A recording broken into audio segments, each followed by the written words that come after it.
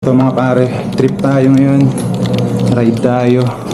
So kapag umuwi ako sa Lala, lagi ako nagdadala ng bike, may ride o wala. Para kapag maganda panahon, tulad ngayon, tapos trip kong mag-ride, makapag-ride tayo. Walang panghihinayang. So ayun, pakilala natin sa bundok ng Alahala itong bago natin bike. Yun nga lang, mahirap padyakin yung dala natin. Kaya eto, hindi natin to pwedeng kalimutan. Adjust muna natin ang saddle para hindi naman tayo mukhang tanga sa kalsada.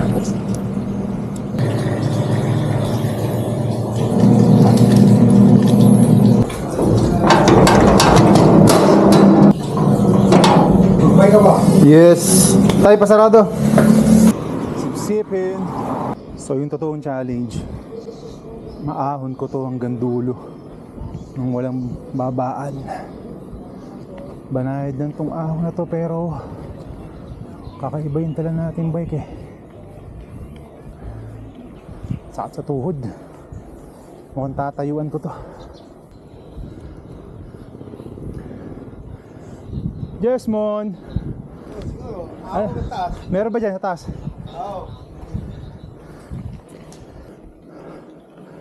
Mukhang dahil dito magpi-PR pa ako. May segment dito eh. Ay shit, wala pala akong Strava. Yun lang, hindi pala naka-on. Pero PR yun.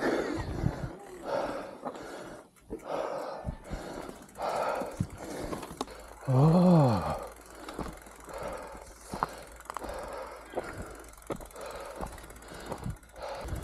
May daan, oh. Wala na pala rito ang trail. Grabe. Labas ang panggabi. Heart rate ko ngayon 152. So ito mga pare, dito yung OG line namin sa Butchingge.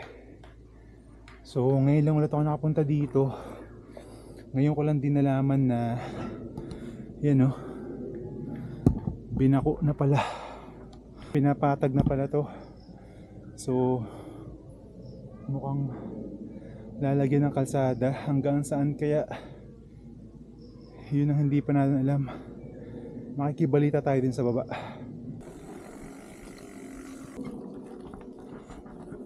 Nakita nga yung kalsada eh. Kita mo yung bahay namin doon. Tanaw ba? Tanaw ba yung ano? Tanaw yung kalsada. Oo. Makapag-bike mo na. Pwede magpukato dito ano? Mon. So yun mga pare, pagkatapos ng mahaba-habang tulakan, nandito na tayo sa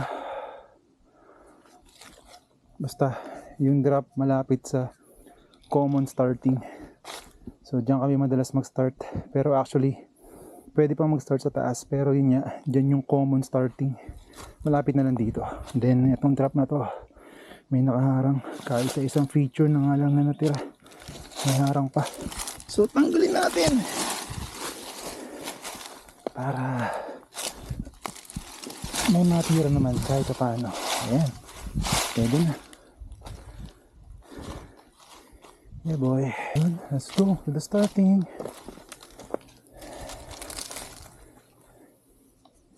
Yeah. Kailangan mo magtulak.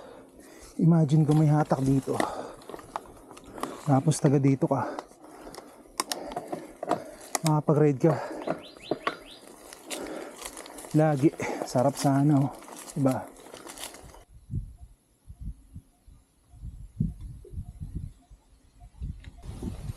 So yun mga pare, good luck and enjoy the ride. So matatesting natin ngayon kung okay na yung tono ng ating bagong bike. So katulad nga ng sinabi ko kanina, na baka hindi ko rin isama sa edit, ay tinono natin ulit yung bike natin. So yung rear shock tinono ko. So right now yung hangin niya ay ano, 290 PSI. And then sa harap naman ay 205. Yung kasi yung sabi sa chart eh. And then yung sa clicks nakalimutan ko, pero more on nasa ano tayo yung mas mabilis ng konti yung rebound. Yung rear shock natin wala siyang compression, so sa pressure lang tayo magbabase para sa support. And then sa fork naman medyo matigas yung sa compression para may support. And then yung preno natin, na-bleed na natin, daming bubbles, mas gumanda yung feel niya ngayon. Mas ramdam ko na kumakagat na talaga. I mean, nung nakaraan kasi ramdam mo na may mali eh. Tapos yung handlebar natin, pinutulan natin from 820, ngayon ay 800 na lang.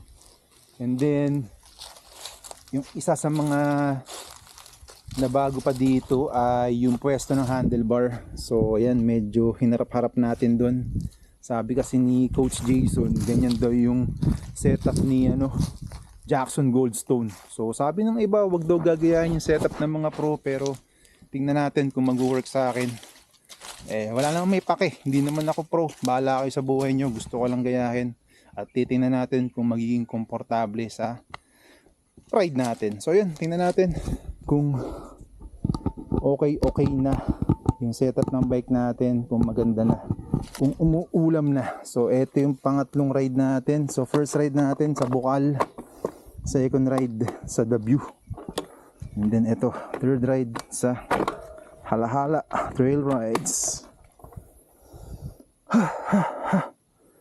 So yan, thank you Lord, good luck.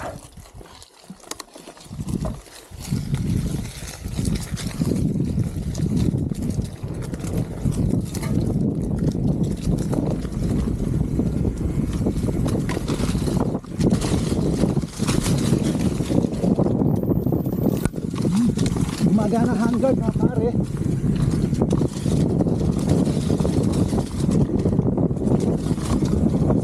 So medyo confident tayo mag-preno ngayon.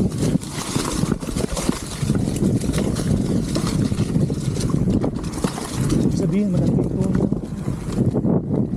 malandi yung pagkakatid ko. Parang ramdam ko na yung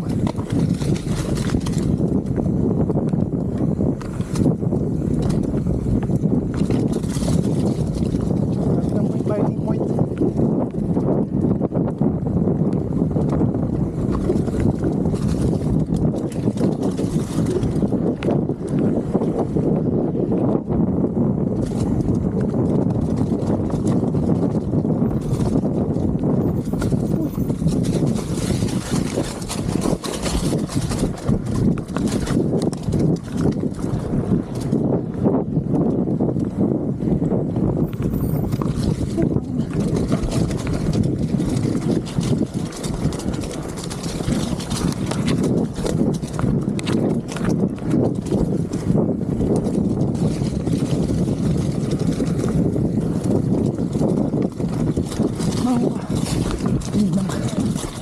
Bitin.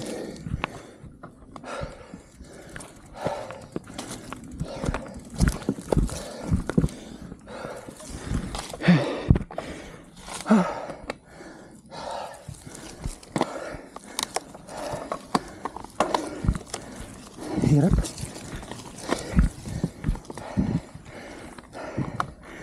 Enduro trail.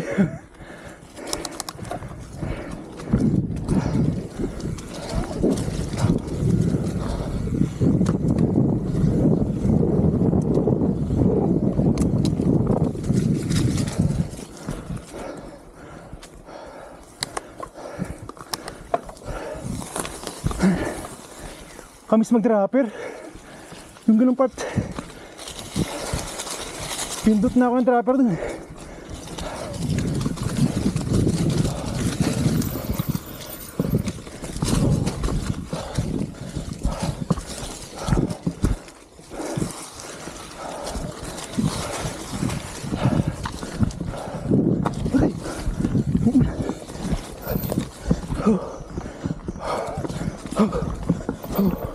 Uy.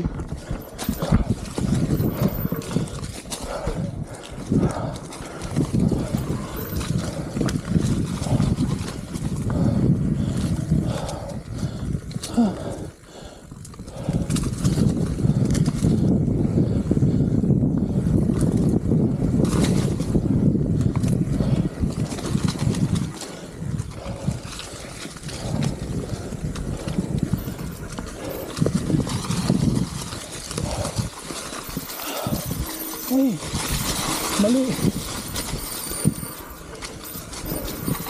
Ito yung lumang daan.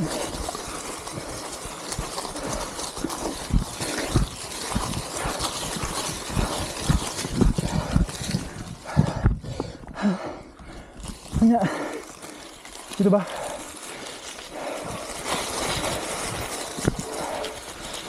Ay.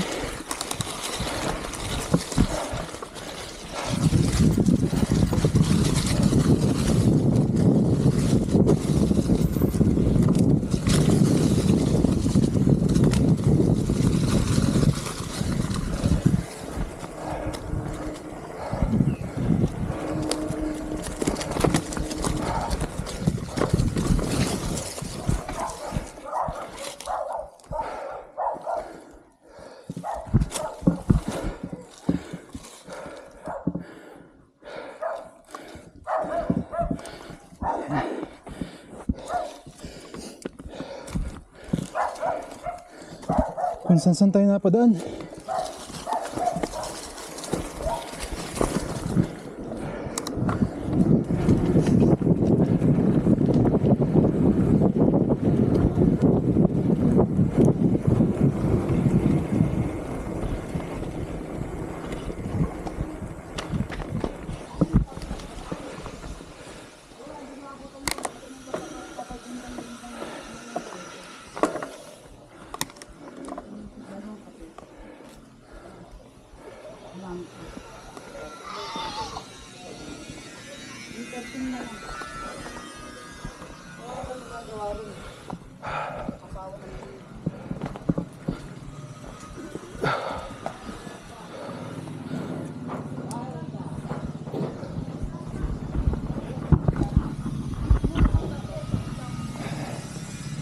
Medyo mas masaya yung ride natin ngayon compare sa first 2 rides gamit tong bike na to.